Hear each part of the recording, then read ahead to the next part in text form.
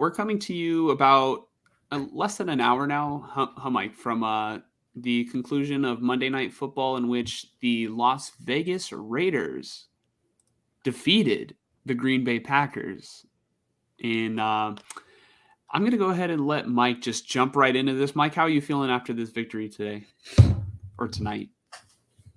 I'm a little mixed. A win is a win, and it's always a good feeling. I saw a lot of tweets, saying something along the lines of, it's nice, it's a good feeling to watch your defense win the game, and I think that Max Crosby was wrecking the game for the Packers all night. Oh man, yeah. But I wouldn't say that the Raiders defense won the game. I really think the Packers offense lost the game. That's what it felt like to me. That felt like an offense that is being led by a quarterback who has not done this for very long. He threw 3 picks. 2 of them, well, the first pick was just boneheaded. I don't know what he saw. I don't think he was looking. I think he just threw the ball. The second one was a deflection from Marcus Peters. Another pretty questionable throw. And then the final one to end the game. That one was fine.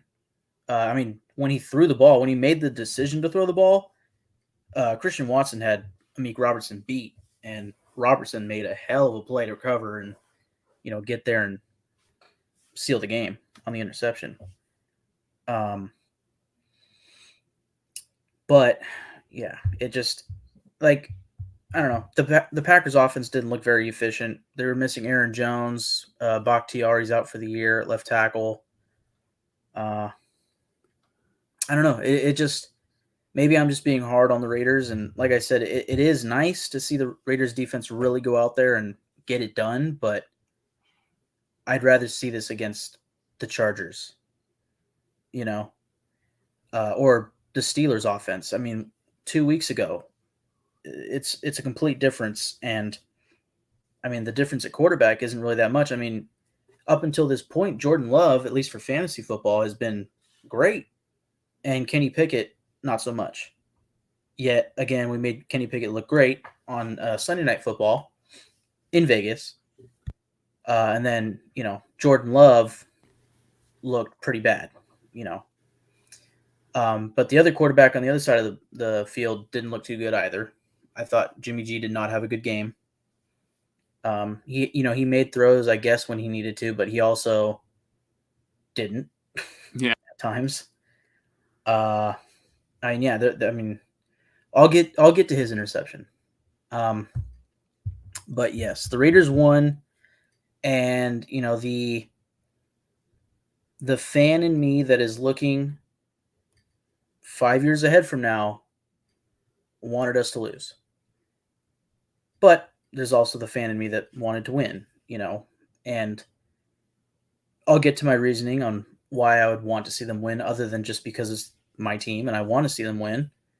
But there is a solid reason.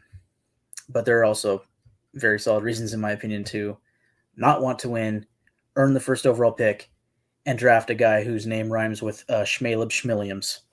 It's funny. I was gonna say, does your reasoning rhyme with Rayla Williams? Pretty much. Yeah. So I took notes throughout the game. First note, based off of the first offensive play, Michael Mayer, it feels like he's finally progressing into a role on this offense, and I would like to see more. Austin Hooper's fine, but give me Michael Mayer on the field, like, as much as you can. Is he the best run blocker? I don't think so, but he's a weapon, for Jimmy G. I noticed at some point in, I want to say the first quarter, but it might have been the second, that Thayer Munford took over for Jermaine Illuminor. And at first, like there was nothing said, at least that I heard, but it turned out later I think Illuminor might have got hurt. I thought that Mumford just took over because the offense started with 2 straight drives where we ended on, excuse me, third down sacks. Giving up third down sacks to Jimmy G. And it was very annoying to watch.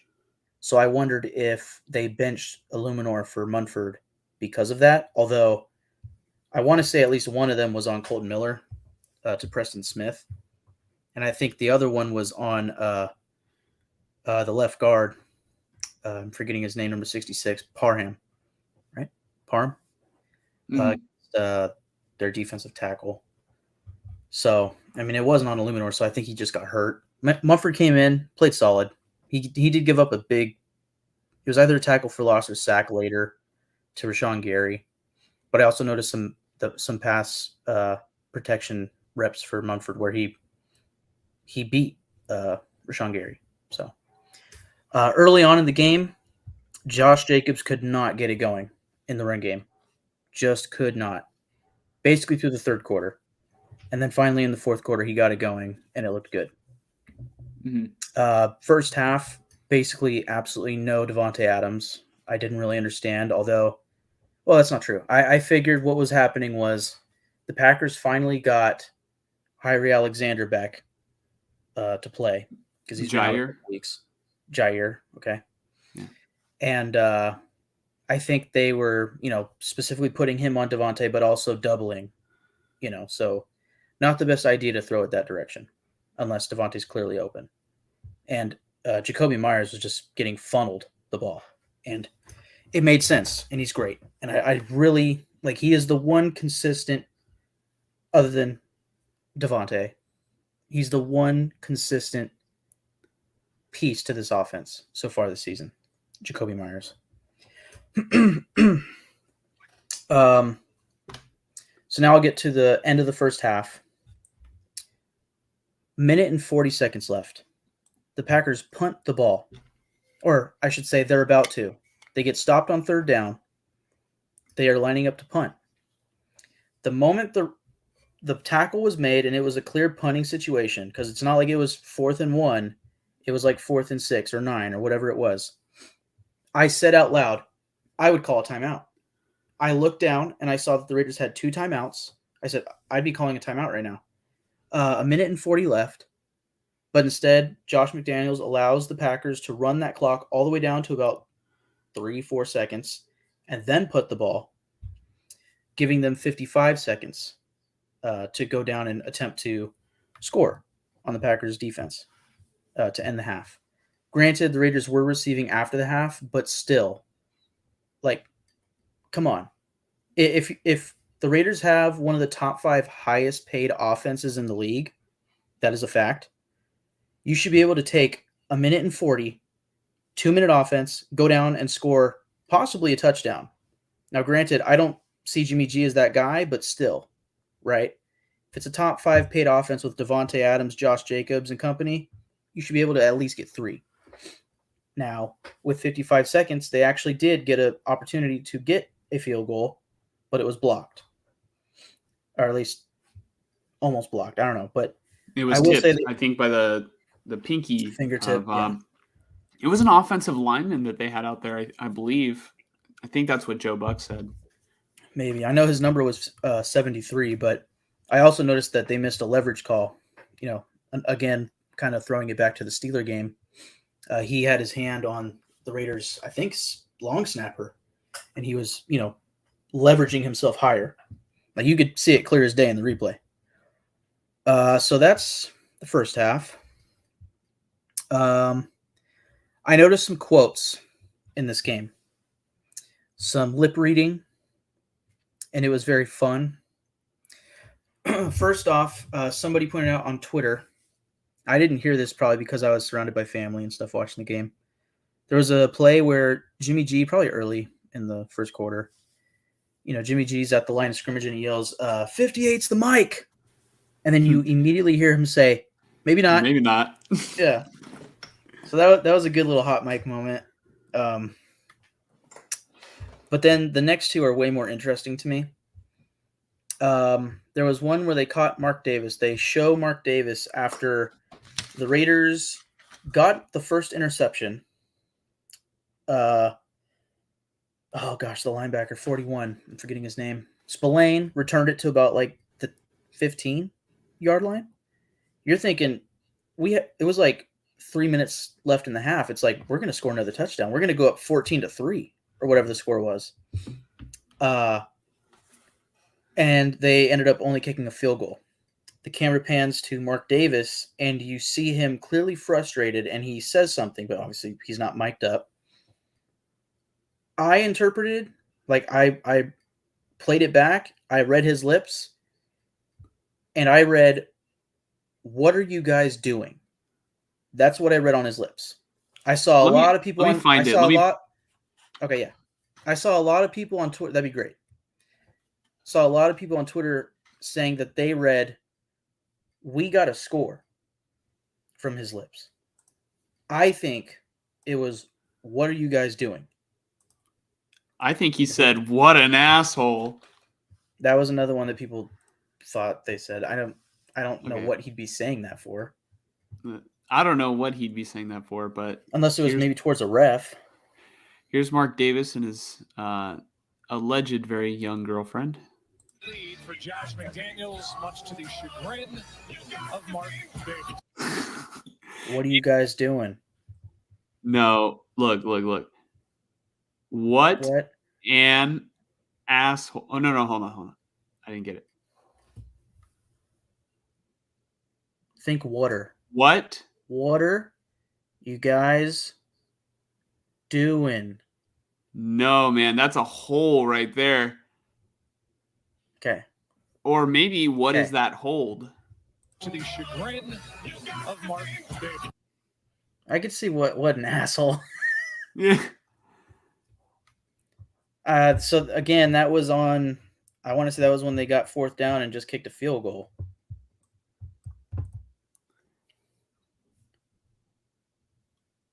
Yeah, dude. I think he said, "What an asshole." I still think it's, "What are you guys doing?" Because he's shaking his head. He's upset. And then, I also understand, though, we got to score, or you guys got to score, or something like that. Anyways, something along those lines, right? But bear in mind, it was just after they got the interception, and then 3 straight plays, field goal. Didn't score a touchdown off the interception. And then the final quote, Jimmy Garoppolo throws an interception, and then the cornerback, goes out of bounds or whatever. The camera immediately pans to Josh McDaniels, and this was not mistakable to me. McDaniels said, "The fuck are you looking at, dude?" That is exactly what he said. I guarantee. If you could find it, that'd be great. I kind of doubt it. And then apparently immediately after that, they probably showed the Packers' first offensive play, and then it panned back to McDaniels on the sideline with Jimmy G, iPad in hand, and apparently he was chewing Jimmy G out on the sideline, just in his ear. So, I shouldn't say chewing him out, but, really giving him an earful. Let me see if I can't find it. Okay, you go ahead and try to find it. I'll keep going. Malcolm Kuntz got a knee injury. He was questionable to return, but I'm pretty sure he didn't. I watched the play over because they immediately went to commercial. Kind of looked like he dislocated his knee. I'm not sure. I hope it's no ligament damage. He could have just twisted it up and he's fine, but I hope he's okay because he's been doing. When he gets on the field, he gets pressure. So, yeah, I hope he's okay. Soon after that, Trevon Merrick had a couple of nice plays back to back where he stopped Jordan Love scramble, forced a third down, and then on third down got the drive-stopping tackle to force fourth down. I want to say they went for it on like 4th and 1 or 4th and 2, and they got it, but still, it was good for Trevon Merrick. And then a couple last notes. Josh McDaniels using timeouts at inopportune times. Between not using the timeout when I thought they should have at the end of the first half, and then also being forced to use a timeout at the end of the third quarter in the red zone. Yep. When we shouldn't be running out of time. Yeah, the What clock was was the winding issue? down, and Yeah. the play clock was winding down, and it was just like, why aren't they I think lined up and set? Like what? Yeah, like you said, what is the issue? Yeah, and I think at the time we might have been tied 10-10, so like theoretically this game could have gone a completely different way, and at the end of the game we might be the ones with the ball trying to score the game-winning points, and we're down a timeout because of a third quarter kerfluffle, you know.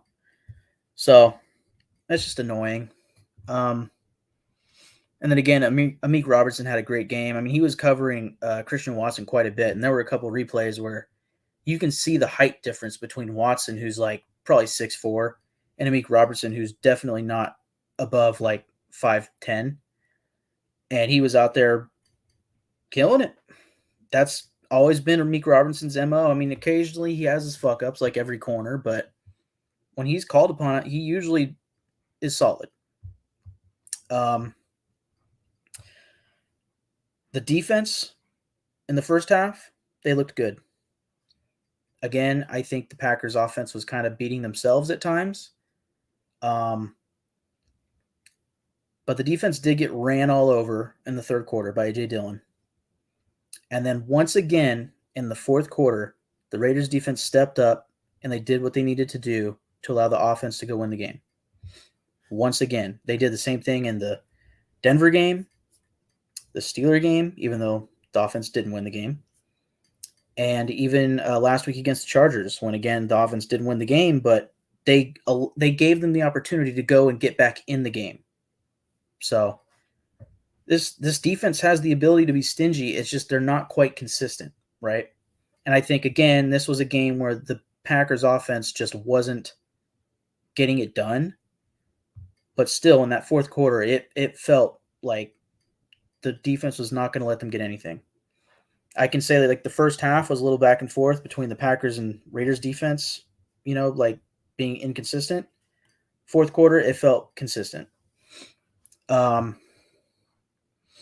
will say this though. Well, this is towards the offense, but the Raiders' points scored off of 2 interceptions, because the third one was at the end of the game.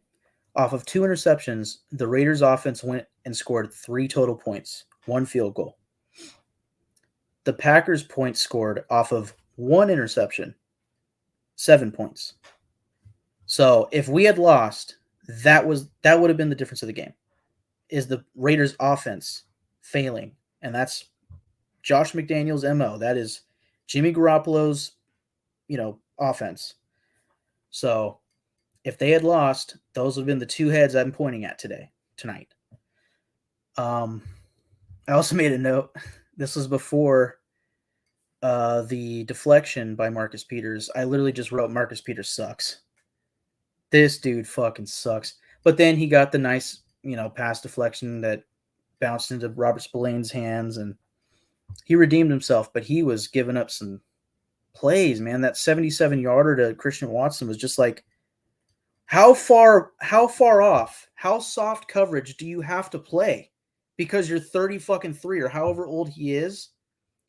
I don't know why Jacorian Bennett was inactive in this game. I don't think he's injured. Apparently last week against the Chargers, Jacorian Bennett had been starting every week 1, 2, 3.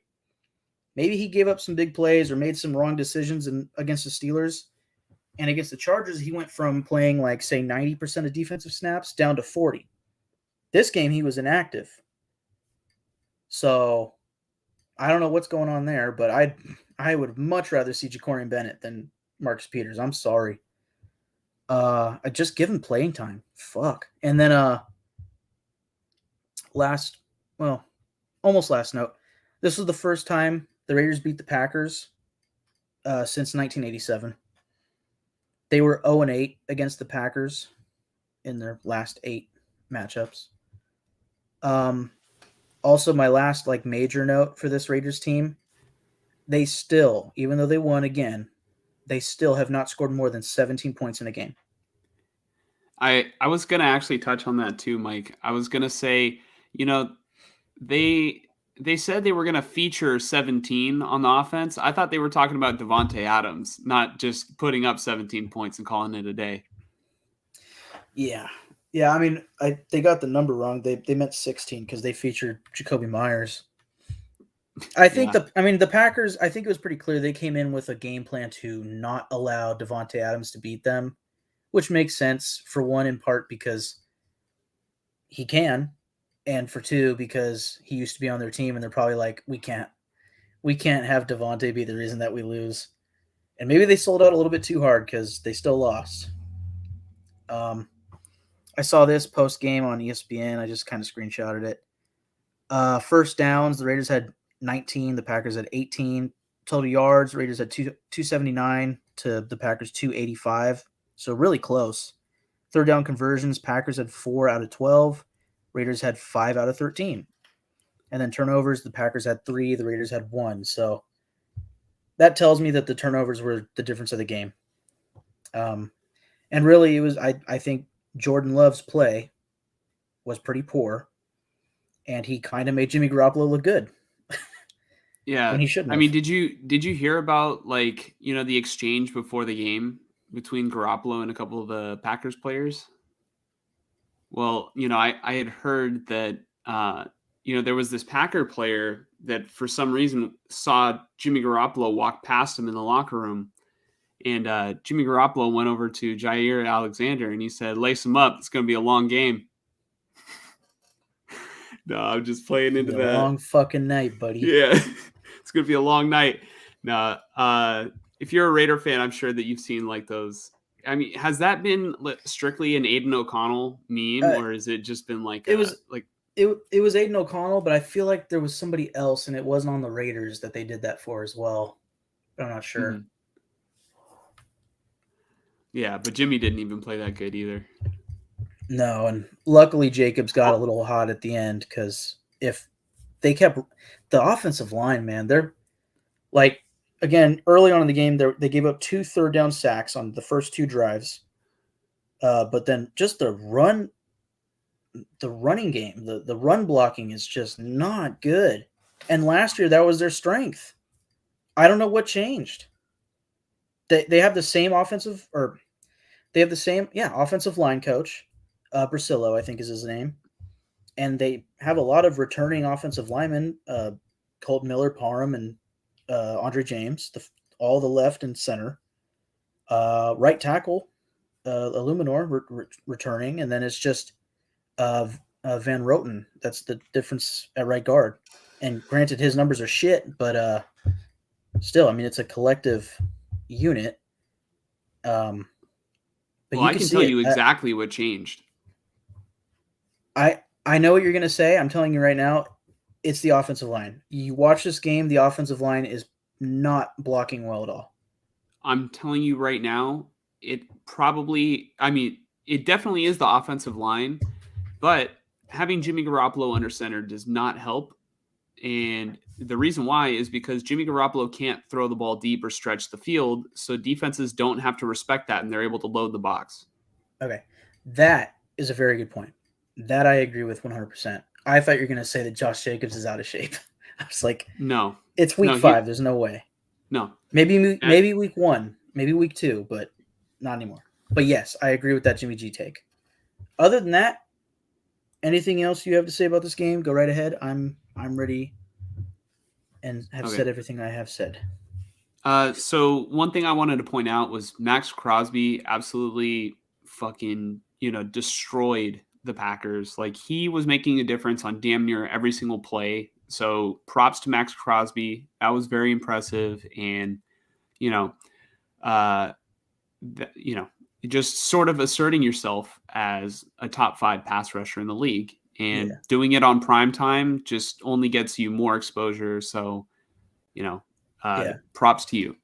I don't want to sell him short. I think he was a major reason for Jordan Love's struggles. I think all the pressure that he was putting on him really affected his throws for sure. Mm-hmm. So, and then I think Jimmy looked fucking awful, dude. He's thrown an interception in every single game that he's played so far this year, right? How he has 7 interceptions through 4 weeks played. It's not good, that's for sure. It's not good.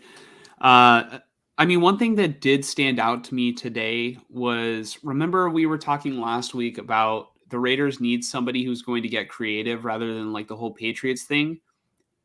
I think Josh McDaniels got creative today. And with the play calling, there were jet sweeps. There were a lot of screens.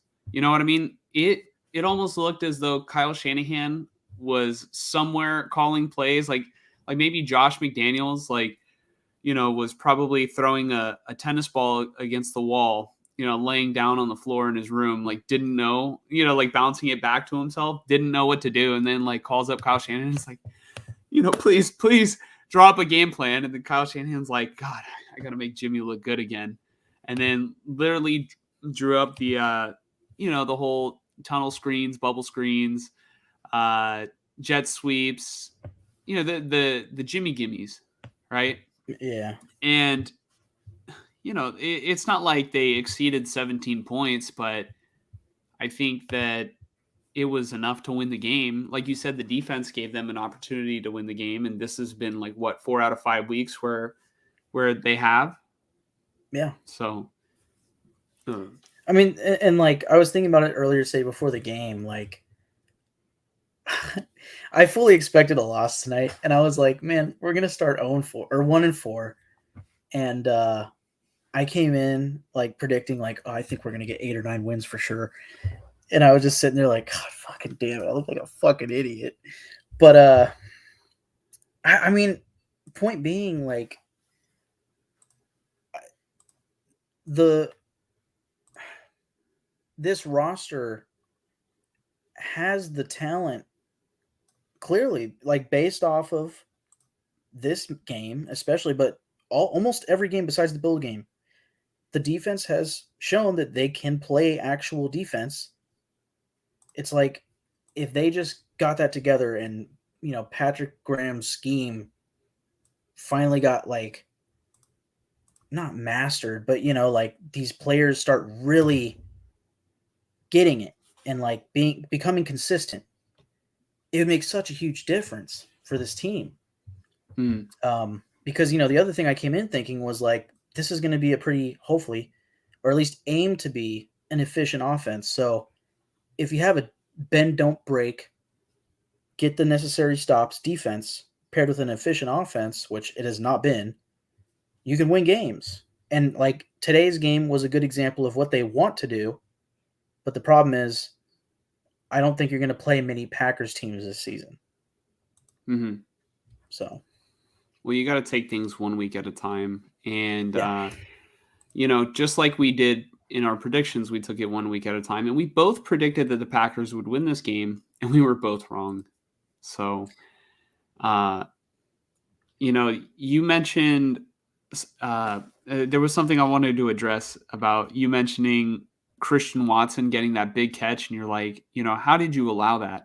Or who was the player you were talking about? Marcus Peters. Okay. But I bet you were sitting at home because you started Christian Watson in fantasy. You were like, no, yes, no, yes, no. Well, okay.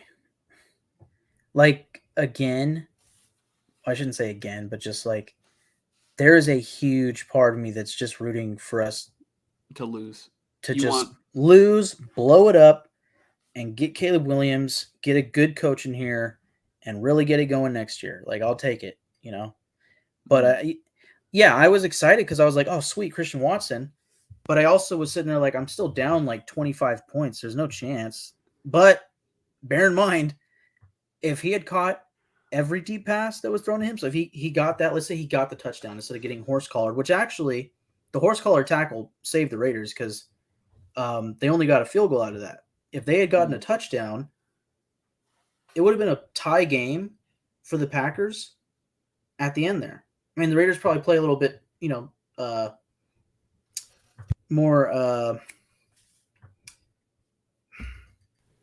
harsh on offense. You know, they would have gone for it on fourth. More and desperate, one, essentially. Yeah, more desperate on offense at the end of the game. More urgent, yeah. Yeah, more urgent, exactly.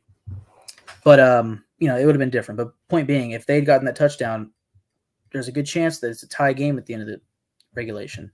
So, hmm and then the other point being, he had 2 other deep passes to him, one to end the game that could have absolutely been a touchdown, and then one where Crosby was screaming towards Jordan Love, and he got it off, and for half a second it looked like, oh shit, this is gonna be a long touchdown for the Packers, but ended up being incomplete. I forget who was covering him, but yeah, I mean, he could have had a massive game, and maybe I get the 25, but I didn't see it as realistic. So hmm Yeah, but as for our predictions, we are currently I am 3 out of 5. Yeah, 3 for 5, and you are 2 for 5 with the Raiders. So in hindsight, I wish I'd swapped the Steelers and Packers. mhm. Because obviously hindsight 2020, it feels so much like smarter. And even when I picked the Raiders, versus the Steelers, like I was sitting there like, God, I think the Steelers are going to win, but I just think we could stop their offense and blah blah blah. I feel yeah, like we should get to the comments right now. yeah, it's a great time to get to the comments. Then we will move on to week 6. So Chicano, thank you again for tuning in. This is how many weeks in a row now? He asked, "You guys see Crosby get stiff armed by Love?" I did not see that. Mike, did you?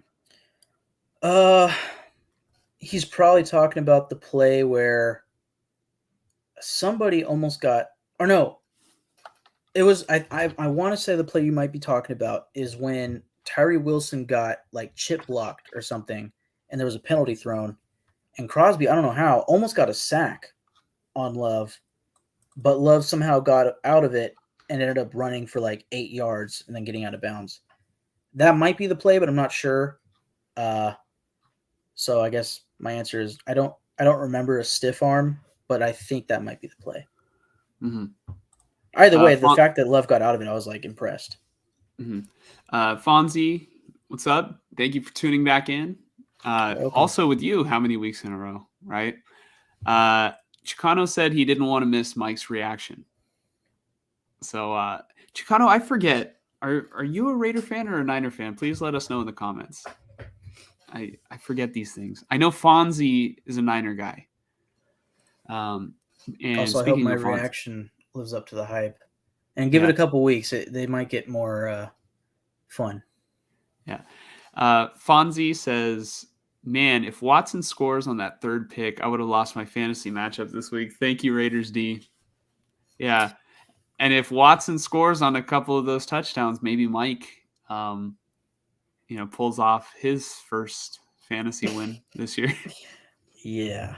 I'm the defending champ. I have to, this little trophy right there. Mm-hmm. Defending champ. Just have to, mention that. But yeah, I'm going on 0-5. Yeah. And he's going to be playing me this week. And I don't know why Mike is like my kryptonite in fantasy football, or at least he's been like the first several years that I played. And then I eventually got over the hump, and I won 3 championships in like 4 years or something like that. You know how it goes, Mike. Well, not 3, but yeah. I'm worried about facing Mike next week. I had Anthony Richardson and I have Deshaun Watson as my backup, and Watson might not play. So Chicano says, does Mike agree with McDaniel's call to kick the field goal at the end, giving the ball to the Packers with 2-minute drill to score? This is a great question, Mike. How do you feel about that? It is a great question because I didn't bring it up. I texted the group chat that I was thinking to kick the field goal as well. What they did was they had like 2 minutes and 15 seconds left. They lined up, tried to, hard count the Packers into going offsides. If they had, first down, game over. They didn't. So then they got the 2-minute warning to, take some time and decide on it, and they ended up trotting out Carlson and kicking the field goal. It hits the crossbar and it doesn't go in. Let's be honest. Now, earlier in the game, right before second half, they got a essentially blocked field goal, yada, yada, yada, right? But usually Carlson, especially at home, he is money. I texted the group chat, I would also kick the field goal. Because what feels worse than missing the field goal, to me, is running Jacobs up the middle on 4th and 1 and not getting it. Getting it stopped. Yeah, that would just feel so much worse. That would, like, I know missing the field goal felt like it gave the Packers momentum. The defense stopping the Raiders from getting a first down, way worse as far as giving up the momentum. Now, granted, I'm not saying I would run Jacobs up the middle. I would do a QB sneak. It's been very effective with Jimmy G, and they probably get it. And then earlier in that game, they did a 4th and 1 or 3rd and 1 where they did a sweep off to the left, and that was really good, and it got a first down. So, and like you said, McDaniels was getting more creative, and I did appreciate that for sure. They need more of that. Just utilizing more than just fucking 2 receivers, like, please. But yeah, to answer the question, like, I agreed with the field goal, but also, hey, you should be able to, again, top 5 paid offense in the league. You have 6 Super Bowl rings as a coach, as a play caller. Like, you should be able to get this first down. Like, the Raiders with Josh McDaniels, in theory, because he's the offensive coach, should have a better ability to do that than a team like the Chargers, who do it every single time because they're just following the statistics, apparently. So perhaps the statistics tell us that they should have gone for the first down, to go for 4th and 1. But I feel like, you kick that field goal, you make it, and it's a 7-point game. There's a solid likelihood that the outcome of the game is the same, but they did have a chance to win the game, on that final throw. So it's probably smarter to go for it, but I just think Carlson's money, he 99 out of 100 times makes it, and he just this one time missed it. And yeah, but like, again, I was sitting there when he hit the crossbar. I was like, oh, we might lose. Yeah. I was like, oh shit. Like, I wasn't like sitting there like on the verge of tears, like, is this really fucking happening? I was more like, hey, our chances of getting Caleb Williams just went up a little bit. You're doing the old evil hand rub. I'm literally over here right now just like, either way, I can't lose. Yeah. But that's not true, because if we, again, get 6 wins this season, end up with the 7th overall pick, I'm just going to be sitting here like, fucking kill me. So it happens every year. It's going to happen every year. When we get to talking about the Raiders' upcoming game, I'm literally going to bring that up. Like, our upcoming schedule is so favorable, it's not even funny. So, yeah. Okay. So I know you asked Mike this question, but I also agree you have to kick the field goal there. If you go for it on 4th down, you're going to lose, and you don't get it, you're going to lose the game, probably. The momentum shifts far in your favor, and with the way McDaniels currently is with the fan base right now, if they had not got it, you are not going to change anyone's mind that McDaniels needs to be fired. Yeah, and I mean, in essence, McDaniels said, oh God, if I don't get this, I might lose my job. I'm just gonna put this on Carlson's hands. Like, I'm just gonna blame this on Carlson. So yeah. He's like, if I don't get this, I'm gonna be coaching against the Raiders next week. Yeah, basically. But if they did get it, game's over. So. Yeah. So Fonzie laughing. I think that was for the Mark Davis thing, and Joel even tuned in. Joel, thank you for tuning back in. You got a score, or what an asshole. I think it was what an asshole, or you got a score might not be a bad one. Yeah, I think that was a pretty good lip reading there. Fonzie says, I see them saying both on what you thought Mark he Davis said. What are you doing? Is that what you thought he said? Yeah, I said, sorry. I thought that he said, what are you guys doing? What are you guys doing? Also, Chicano verifies that he's a 49er fan. Thank God. I knew I liked Chicano. Yeah, so I guess Jordan Love did stiff arm Max Crosby. Let's see. First win, LOL, damn. It didn't even happen yet. So maybe I'll give it to Mike next week because, if he's not going to get Caleb Williams, he at least deserves something to keep him happy. Yeah. I bear in mind, like, I have 4 fantasy leagues, but this is by far the one that I care the most about, so it's still killing me all the same. But I'm just happy that it's not my only league to where I'm just like, I hate this. The Raiders are winning games that I don't want them to win. They're losing games that I don't want them to lose. And I'm 0-5 in fantasy. Yeah, you see, that was me last year, but I have to say it's such a unique feeling because this is my one and only fantasy league, and I'm just like, all right, these are the people I'm rocking with this year, and if it doesn't work out, there is no, oh well, I'm doing good in my other league. No, it's like, oh shit, all my players just tore up their knee, and I just have to sit in a dark room for the rest of the day and freaking think about offing myself. Yeah. Right. But let's see here. A couple more comments. Yeah, if Watson does play, he's going against the Niners defense, which is tough. So something I'm going to have to think about going into tomorrow. So Is that the last comment? I have a stat, but I want to get to the comments first. Jimmy G String is good at quarterback sneaks. It's starting to feel like it's about all he's good at. And what's the difference, though? It's the same field position. I'm thinking might have to do with kicking the field goal. Likely. The difference was it was after the 2-minute warning, and the Packers only had 1 timeout left. So if they had gotten the first down, the game's over.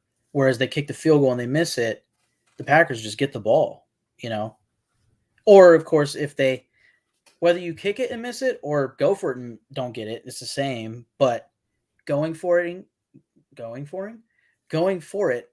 on 4th down and getting it, you keep possession, the game's going to be over. You can need the ball. You kick the field goal, you're still giving the ball to the Packers, and they're still within 1 score, whether you make it or not. So, if that's what he's asking. I have a question, and I don't know if anybody in the comments or if Mike knows the answer, but this is something that I just thought about.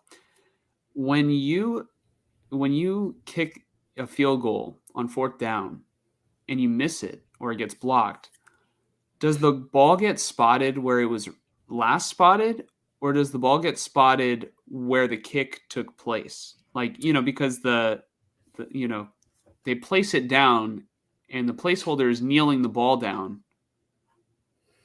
You know what I mean? Well, okay. I'm pretty sure if you kick a field goal and you miss it, it's where the yard marker was last placed. But if it's blocked, it's wherever it was last touched, I want to say. I think. I don't think so. I think when it's blocked. When you block a kick, unless the kicking team touches the ball, it's like a punt. You can pick it up and run with it on defense. On offense, you pick up the ball, that's it. I don't think once it's blocked, I don't think you can pick it up and run with it. It's like I said, it's like a punt. So imagine it being a punt. On PATs, it's dead. Right. As soon as you block it. When you're kicking a field goal, it's not dead.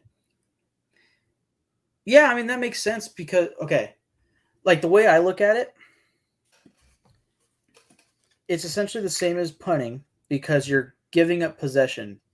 But if you kick it through the uprights, you get points. Now, what makes sense to me is when the opposing team blocks the kick, they just gave up possession. So now the kicking team can grab the ball and run with it, just like a punt. If the punt receiver gets the ball, fumbles it, the opposing team can pick it up and run with it. But if he doesn't touch the ball, lets it go past him, and then the opposing team that just punted touches the ball, dead. So I think it has to be blocked for it to be able to get moved. But if it's not blocked, the kicker just misses they miss the kick and it whiffs and goes on to the 20-yard line. It can't be progressed, at least not by the kicking team. And yes, it's line of scrimmage. Yeah.